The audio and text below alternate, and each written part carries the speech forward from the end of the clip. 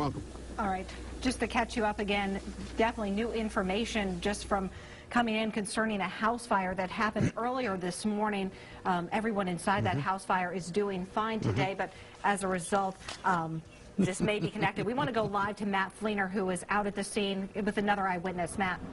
Hi, Kate. Yeah, that's right. We have another eyewitness who is actually standing in that Home Depot parking lot that we were talking about a little bit earlier. And from what we know, that's about a mile away. Is that right? You were standing in is that the Home Depot parking lot where you were? It wasn't actually. I was over in the World Market parking lot, so it was about the same angle, but not quite that spot. Okay, and your name, ma'am? Megan Riley. Megan Riley. How do you spell that last name? R-I-L-E-Y. R-I-L-E-Y, is that right? Yes. Okay, great. Well, Megan, tell me what you saw this morning. Yeah, well, a little bit before 10 o'clock, as I was saying, I was over there near the MOPAC in 183, and the plane came flying over from, it looked like pretty much straight from the east. It was kind of curving a little bit. Nothing. It looked like there wasn't anything wrong with it. It sounded like it was running fine. The engines weren't smoking or anything, but it was really low. Almost to the power lines, and it was clipping really sharply to the left. And honestly, we kind of thought it was somebody just messing around, flying too low, trying to scare their co-pilot or whatnot, until we heard the explosion. And we looked out over here, and the siding of this building had fallen down. So yeah. Describe for me it had to be surreal. It definitely was, because like I said, we thought it was just somebody joking around. We didn't think the plane was actually crashing when we saw it. And it was so low that it was kind of one of those things, like I didn't see the person, but it was close enough that you could have seen the guy in it. So. Wow. Describe for me what you're feeling now as you see this. It's very surreal. It doesn't, I mean, it seems like one of those things you see on TV, not something you actually see. What are you thinking about for the people that are inside that building right now? I've heard most of them are okay, but I mean, a plane just hit their building. That's ridiculous. And I mean, it's 10 o'clock in the morning on a weekday. There must have been tons of people in there. And did you actually see the plane flying across 183? How low would you estimate that plane was? I don't know. Well, like I said, when it was back there, which is what, half a mile something, it was already like.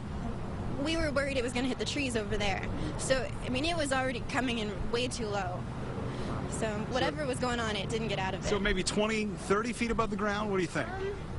I'd say where I saw it, at least, it was probably about 50. Wow. Okay. But. Okay. Is there anything else that you would like to say after seeing this morning? I guess, sorry, the one thing I would like to say is I know the fire department got here real fast because they actually had an engine sitting over there that just happened to be doing something with Hazmat. So they were over here like right away. Wow. So I guess that's the one good thing. Yeah. Well, Megan, thank you so much again. It's always great to have an eyewitness account, and unfortunately on a morning like this, but we thank you for your perspective this morning. Thank you, Megan. All right, Megan Riley this morning, who actually saw this plane come across, she said about 50 feet from the ground. An amazing perspective.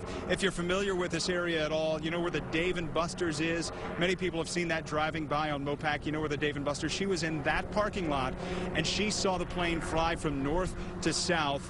She didn't see it hit this building, in fact, but she saw the big explosion afterwards. Lots of people like that around here this morning.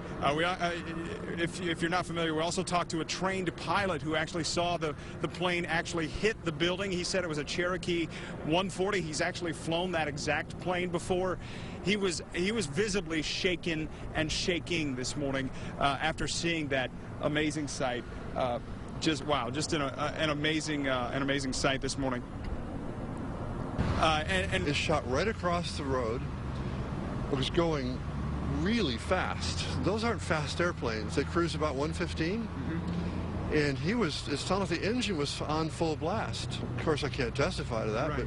But it sure was hauling. Oh man! It was a really speedy dive, and it whacked into between the first and second floor of Echelon 3.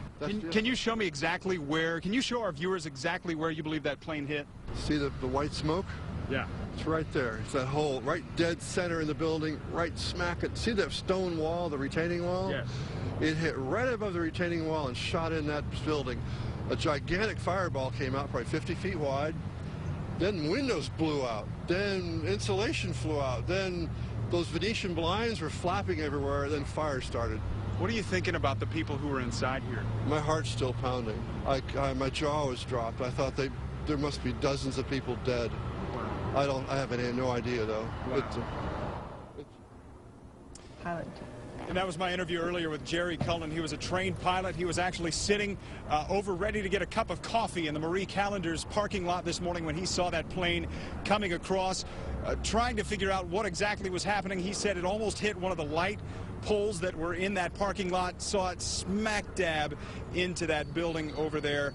He was obviously shaken this morning, and a little later on in our interview, he said that obviously this reminded him of the scenes that everybody saw in 9/11. We'll send it back to you. And Matt, we're seeing smoke coming out from the building behind you. Is there still visible fire? Is it still pretty large? Can you describe that for us? Yeah, Kate, I can't see any visible fire, but obviously if you've been to a fire scene, you know that smoke continues to billow for hours sometimes after this, after a scene like this, and this is probably going to be billowing even into later on this afternoon.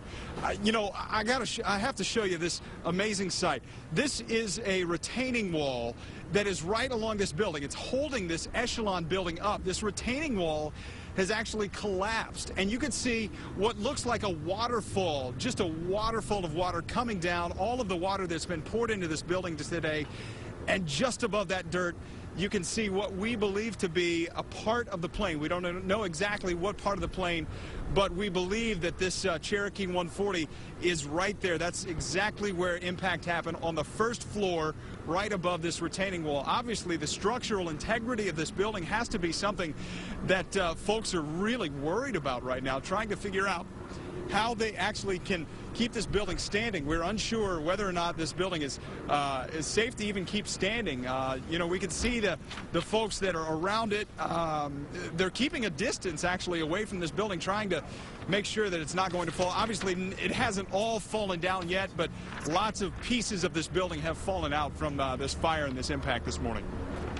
All right, Matt Fleener with the latest, and we can tell you that we are getting word that Homeland Security is taking a look at this and, as you can imagine, investigating every aspect. They say as of now, there is no connection to any terroristic or criminal activity, but they're deferring questions to the FAA.